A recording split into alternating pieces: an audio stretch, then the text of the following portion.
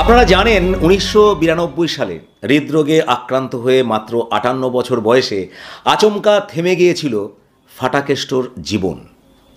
কলকাতা শহরের বুকে ৭০ থেকে ৮০-র দশকের মধ্যভাগ জুড়ে একদিকে তার উপর মা কালীর দৈব আনুকূল্য, সঙ্গে সাধারণ লোকজনের অসীম বিশ্বাস, অন্যদিকে সেই সময়ের শাসক কংগ্রেস দলের ছত্রছায়ায় তার নকশাল দমন, পাশাপাশি মধ্যবিত্ত ছাপোষা মানুষদের আঞ্চলিক রক্ষাকর্তা, উপরন্তু সমাজের উঁচু শ্রেণীর মানুষদের সঙ্গে, সর্বোচ্চ রাজনৈতিক নেতাদের সঙ্গে, এমনকি গ্ল্যামার জগতের স্টারডমের সঙ্গে তার অনায়াস নিবিড় যোগাযোগ, এই সব কিছুর এক অদ্ভুত মিশেলে কলকাতা শহর জুড়ে সেই ৭০ থেকে ৮০-র দশকে করেছিলেন, রাজত্ব চালিয়েছিলেন এক অতিমানব, যার নাম ফাটাকেষ্ট, গুন্ডা ফাটাকেষ্ট।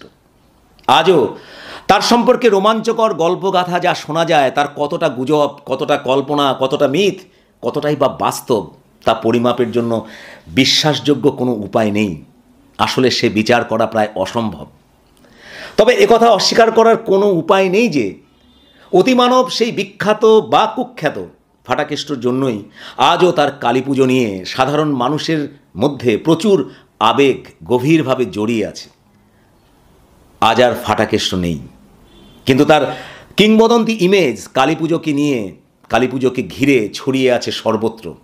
কালী পুজোতে ভাস্বর হয়ে আছে একটাই ব্র্যান্ড ফাটাকেষ্ট।